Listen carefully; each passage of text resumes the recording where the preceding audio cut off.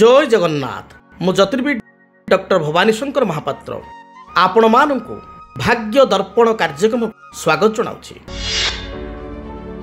जो व्यक्ति विशेष कर्कट लग्न रे जन्म ग्रहण करिसंती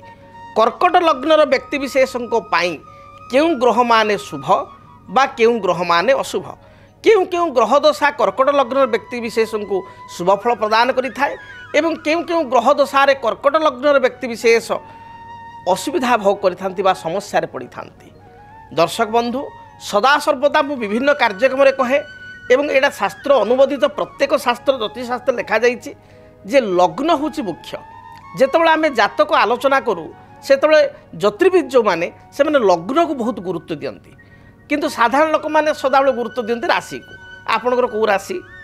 कौ नक्षत्र साधारण लोक माने बेसी राशि को इम्पोर्टेंट देथांती किंतु जो माने ज्योतिर्विद जेतेबेले जातक आलोचना करा जाए बा जातक को तर्जमा करा जाए देखा जाए कुंडली विचार करा जाए लग्न को गुरुत्व दिया जाय थाए। एपरिक समस्त ज्योतिष शास्त्र रे प्रत्येक ज्योतिष पुस्तक रे लग्न अनुसार प्रेडिक्शन मध्य करा जायछि बा फलाफल कहा जायछि। सेतिपई कहा जाए लग्न मूलम क्रिया सर्वे लग्न मूल ही जातकम। लग्न अर्थ कौन आपण मान पचे लग्न कहीं आम गुरुत्व दबा लग्न हूँ प्रथम भाव जातकर जो प्रथम भाव एक नंबर भाव रही जोटा लो लेखिक एक नंबर लिखाई सेटा ही लग्न आउ लग्न को गुरुत्व दबार कारण हूँ लग्न होचंती आपण निजे जी जो लग्न रे जन्म ग्रहण करिसंती से व्यक्ति जनक से निजे से लग्न और जो प्रभाव प्रकृति लग्न जी अधिपति लग्न जी मालिक से ग्रहंकर प्रकृति बा स्वभाव एवं ता अनुसार फल फलाफल व्यक्ति भोग करथांती। उदाहरण स्वरूप आज आम कर्कट लग्न को विचार करुचु जो मानकर कर्कट लग्न कालपुरुषर ये हूँ चतुर्थ लग्न एवं कर्कट लग्न अधिपति होचंती बा कर्कट लग्नाधिपति होचंती निजे चंद्रमा। साधारणतः कर्कट लग्न को जो आम विचार करूँ कर्कट लग्न व्यक्ति विशेष अन्यर माइंड स्टडी कर दी था कारण लग्नाधिपति निजे चंद्र आपण विषय सामना लोकटी कौन भावुची बा अति परिवार आपण लोक आत्मीय लोकटी ताको कौन दरकार तार माइंड स्टडी बा मन को जानिबार कला कर्कट लग्न व्यक्ति विशेष पाखे रही था। एवं लग्न कहले व्यक्ति विशेष से निजे लग्न कहले शरीर को विचार करा जाए जो शास्त्र शरीर शरीर माने आपणकर आपण निजे राम गोटे व्यक्ति राम खाऊचंती कौन बर्तमान कहूँ राम खाऊ पिठा खाऊचंती जे राम जन व्यक्ति खाऊचंती पिठा एटी राम कौन खाऊचंती सेटा इंपोर्टेंट नुह किए खाऊचंती ना राम राम होचंती इंपोर्टेंट क्या राम होचंती कर्ता खाइबाटा होची क्रिया आज पिठा खाऊचंती काले मिठा खाई परिबे काले आउ किछि खाई परिबे ते किंतु किए खाइबे ना राम ही खाइबे किए भोग करिवे राम ही भोग करिवे। तेणु लग्न बोली कहिले आपण निजे तेणु लग्न मूलम क्रिया सर्वे लग्न मूल ही जातकम। कर्कट लग्नर व्यक्ति विशेषों जदि आम आलोचना करवा लग्न पर सबुठार इंपोर्टेंट ग्रह होचंती बृहस्पति कारण बृहस्पति होचंती भाग्येश नाइन्थ लॉर्ड नवमाधिपति जो मान जातक कर्कट लग्न बृहस्पति लग्न उच्च अछंती नवम दृष्टि भाग्य स्थान को निज घर को मीन को देखुंती से व्यक्ति विशेष राजपूज्य होता प्रत्येक क्षेत्र विजय लाभ करि आर्थिक स्थिति में कौन असुविधा न थाए कारण निजे बृहस्पति होचंती अर्थ कारक प्रतिष्ठा कारक फाइनान्स डिपार्टमेंट ग्रह बा फाइनान्स डिपार्टमेंट बृहस्पति पाखे अच्छी तेणु बृहस्पति उच्च एवं नवम स्थान को देखुंती उच्च थी अति शुभ। तेणु कर्कट लग्न व्यक्ति विशेष बृहस्पति जेकोसी स्थान थे सदा शुभ फल देवाक चेष्टा करती हुए तो अशुभ स्थान थे बा मकर नीच थे बा द्वादश कर्कट लग्न व्यस्त होते से चाहिक इच्छा करके फल दे पारती ना तापाई बृहस्पति प्रतिकार करा जाय थाए जे बृहस्पति पॉजिटिव होतु बा शुभ फल प्रदान करतु बा तांकर बलाबल वृद्धि पाऊ से बेले कर्कट लग्न द्वितीयेश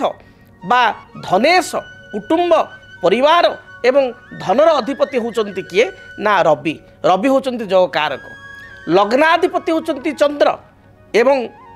सबुठारु राजयोग मध्य प्रदान करिथांती मंगल कारण मंगल होचंती एकाधर कर्कट लग्न दशम बा कर्मर अधिपति एवं पंचम उच्च विद्या ऐश्वर्य कृपा आपणकर भल पाइबा अन्य मान भल पाइबा पाइबा जीवन में आगु को अग्रगति करिवार जदि स्थान कहबा ताले पंचम तेणु पंचम कोण एवं दशम केन्द्र उभयर अधिपति होचंती मंगल तेणु मंगल मध्य अत्यंत जग कारक अतएव कर्कट लग्नर व्यक्ति विशेष जातक जदि रवि चंद्र मंगल बृहस्पति ये चारिगोटी होती परस्पर परम मित्र ग्रह एवं चारिगोटी ग्रह जदि आपण लग्न पाई भल स्थिति था भल शुभ ग्रह था ये चारिटी जाक ग्रह तांकर अल्टरनेटिव मित्र राशि रही था उच्च होता युक्त होता परस्पर को देखु था ताहले जातक यही सब दशा मानक रवि दशा चंद्र दशा मंगल दशा बृहस्पति दशा अत्यंत शुभ फल प्रदान कर